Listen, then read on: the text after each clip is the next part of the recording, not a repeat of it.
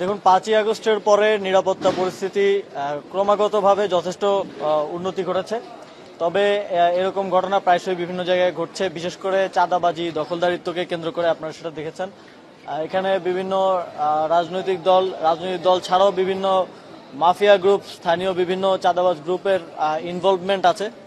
তো এইখানে যেই ঘটনাটা ঘটেছে সেটার বিষয়ে আমাদের আজকে আইন শৃঙ্খলা বিষয়ক একটা মিটিং ছিল, সেখানেও কথা হয়েছে এবং ইতিমধ্যেই একজনকে গ্রেফতার করা হয়েছে এবং নির্দেশনা দেওয়া হয়েছে যারা এর সাথে জড়িত সকলকে গ্রেফতার করার জন্য। আমরা 5ই জুলাইয়ের গণঅভ্যুত্থান পরবর্তী বাংলাদেশে কোনো ধরনের চাঁদাবাজি এবং দখলদারিত্ব যেন না থাকে। আসলে এতগুলো মানুষ কেন জীবন দিল কিংবা আহত হলো?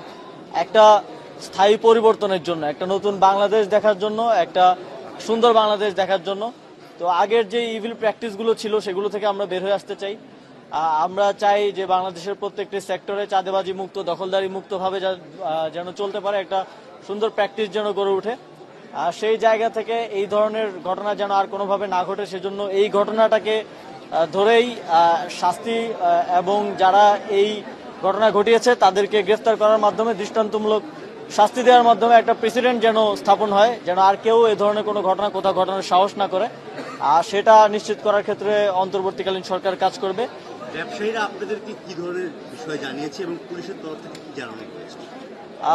ব্যবসায়ীদের কোনো অভিযোগ আছে? যেটা আপনারা জানেন ইতিমধ্যেই পত্রিকার মাধ্যমে যে এখানে চাঁদা চাওয়া হয়েছিল, না দেওয়ার কারণে কিংবা না হওয়ার কারণে এই ধরনের একটা ঘটনা ঘটানো হয়েছে, হামলার মতো ঘটনা ঘটানো হয়েছে। আমরা বাংলাদেশের সকল ব্যবসায়ীদেরকে এটা নিশ্চিত করতে চাই যে এই ধরনের অবৈধভাবে কাউকে কোনো প্রকার চাঁদা আপনারা দেবেন না। কেউ যদি চায় সেক্ষেত্রে আপনারা আমাদের আইন শৃঙ্খলা বাহিনীকে জানাবেন, আপনারা 999-এ ফোন করবেন অথবা যে কোনোভাবে আমাদেরকে জানাবেন। এছাড়াও সারা দেশে আপনারা জানেন এখন রাজনৈতিক দলগুলো চাঁদাবাজির বিরুদ্ধে অবস্থান নিচ্ছেন, আপনারা তাদের নেতৃবৃন্দকে জানাতে পারেন। এছাড়াও ছাত্ররা আছে, তাদেরকে জানাতে পারেন। আশা করি গণঅভ্যুত্থান পরবর্তী বাংলাদেশে চাঁদাবাজির বিরুদ্ধে আপনারা জানেন যে পুলিশে আগে একটা প্রচলন ছিল যে পুলিশের সাথে মিলেমিশে এই গ্রুপগুলো চাঁদাবাজিটা করত। এখন পুলিশকে আমরা সর্বতভাবে এর থেকে বিরত রাখার চেষ্টা করছি এবং যে কোনো জায়গায় এ ধরনের কোনো অভিযোগ কিংবা ন্যূনতম প্রমাণ পাওয়া গেলেই সেখানকার কর্মকর্তার বিরুদ্ধে ব্যবস্থা নেওয়া হচ্ছে।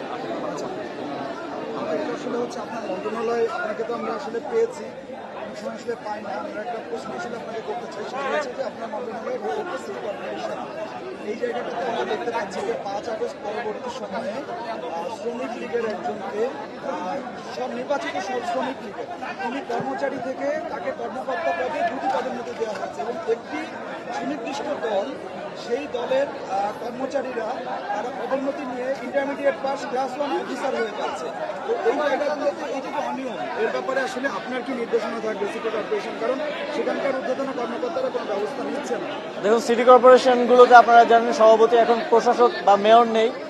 প্রশাসক আমরা সরকারি কর্মকর্তাদেরকে দিয়ে চালাচ্ছি। আমরা খুব দ্রুতই সিটি কর্পোরেশনগুলোতে একদম স্থায়ী দায়িত্বে কাউকে নিয়োজিত করার কথা ভাবছি। খুব দ্রুতই আপনারা সেটা দেখতে পাবেন। আশা করি স্থায়ী নিয়োগটা হয়ে গেলে এই যে অনিয়মগুলো হচ্ছে বা বিভিন্ন অভিযোগ আছে সেগুলোর সমাধান হবে এবং আপনাদের কাছে সুনির্দিষ্ট তথ্য প্রমাণ সহকারে যদি কোনো অভিযোগ থাকে সেটা আমাদেরকে জানাবেন। মন্ত্রণালয়ের পক্ষ থেকে আমরা যথাযথ ব্যবস্থা